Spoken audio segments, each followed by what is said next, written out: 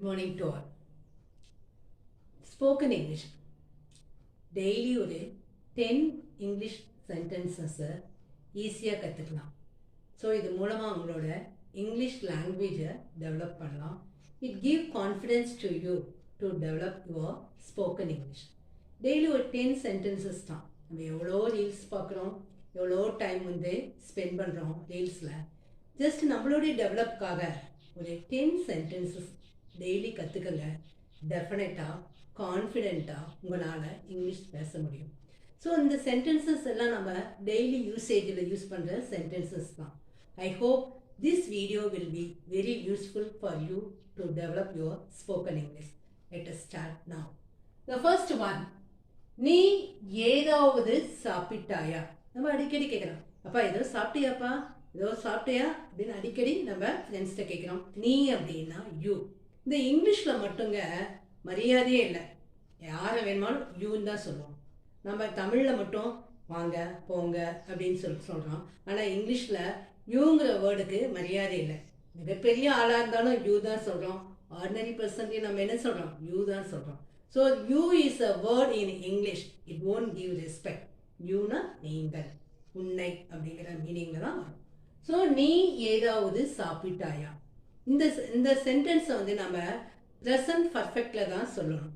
ஏன்னா ஆக்ஷன் முடிஞ்சு just now the action complete ஆகிடும். சார் கிராமரெல்லாம் வேண்டாம், அது மேக் கன்ஃபியூஷன். நான் கிராமரை தனியாக வீடியோவில் போடுறேன். நீ ஏதாவது சாப்பிட்டாயா? நீக்கு நம்ம என்ன எழுதணும்னா யூ. யூன்னா என்னங்க? நீ. ஹாவ் யூ ஹர்ட் எனிதிங் அப்படின்னா என்ன அப்படின்னா, நீ ஏதாவது சாப்பிட்டாயா? நீங்கிறது மரியாதை இல்லை, நீங்கள். ஸோ நீங்களுக்கும் யூ தான் யூஸ் பண்ணணும், நீக்கும் யூ தான் யூஸ் பண்ணணும்.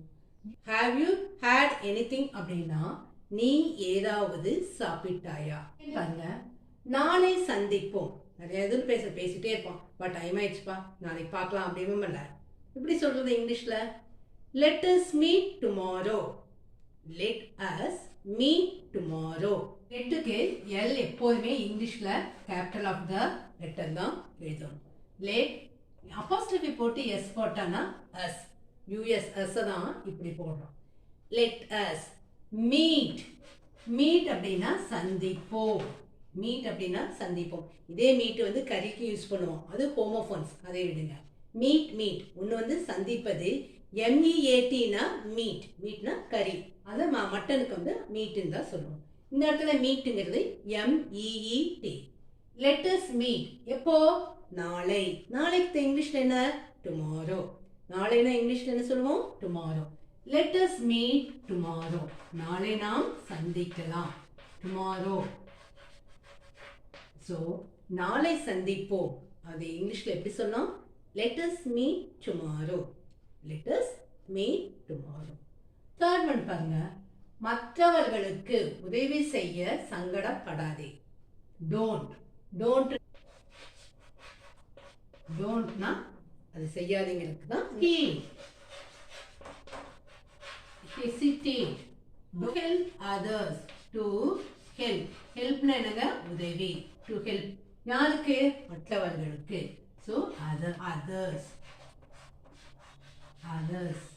மற்றவர்களுக்கு.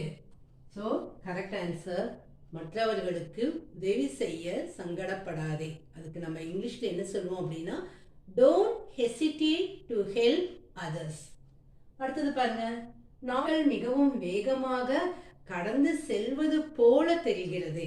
போல தெரிகிறதுக்கு என்ன சொல்லுவோம்? It. Seems. It seems days pass. பாஸ்னா கடந்து செல்லுதல். Pass by fast. ஃபாஸ்ட்னால வேகமாக. Days pass by past. Next விஷயத்துக்கு வாங்க. Come to the point. இன்னும் சும்மா வளன்னு பேசிட்டே இருக்காதீங்க. விஷயத்துக்கு வாங்க. அதுக்கு நம்ம என்ன சொல்லுவோம்? Come to the point. Come to the point. நேர விஷயத்துக்கு வாங்க. சும்மா அங்கேயும் இங்கேயும் வளன்னு பேசிட்டு இருக்காது. டீயில் சர்க்கரை போட வேண்டுமா? யாராவது கெஸ்ட் வந்தா கேட்குறோம்ல, எங்க சர்க்கரை போடலாமா, டீயில சர்க்கரை போடலாமா? அது எப்படி கேட்குது? டீயில் do you want என்னங்க sugar, do you want sugar in the tea or coffee? நம்ம இங்க டீ எழுதுறதுனால நான் வந்து டீ எழுதுறேன். சோ நம்ம என்ன கேட்போம் அப்படினா क्वेश्चन மார்க் வரும். क्वेश्चन மார்க் போடும். Do you want sugar in the tea? Do you want this saree? Do you want this bag?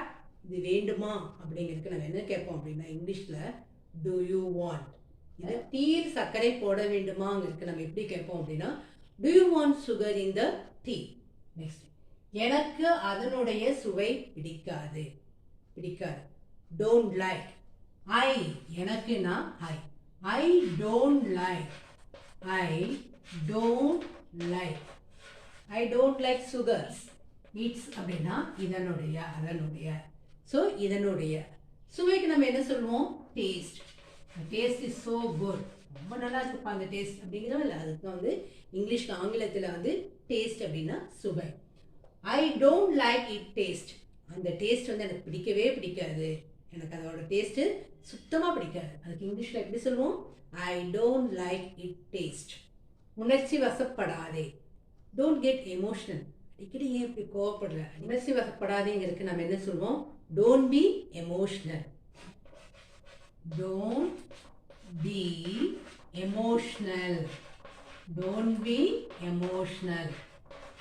அதுதான் வந்து உணர்ச்சி வசப்படாதே. Don't be emotional. இன்னமும் மழை பெய்கிறதா? இப்போ ரெய்னி சீசன் சென்டென்ஸ் நம்ம அடிக்கடி யூஸ் பண்ணுவோம். இன்னமும் மழை பெய்கிறதா எப்படி சொல்லலாம்? Is it. இட்டுங்கிறது ரெயின். ஸ்டில் இன்னமும். இஸ் இட் ஸ்டில் என்ன? ரெய்னிங் மழை பெய்து கொண்டு இருக்கிறதா?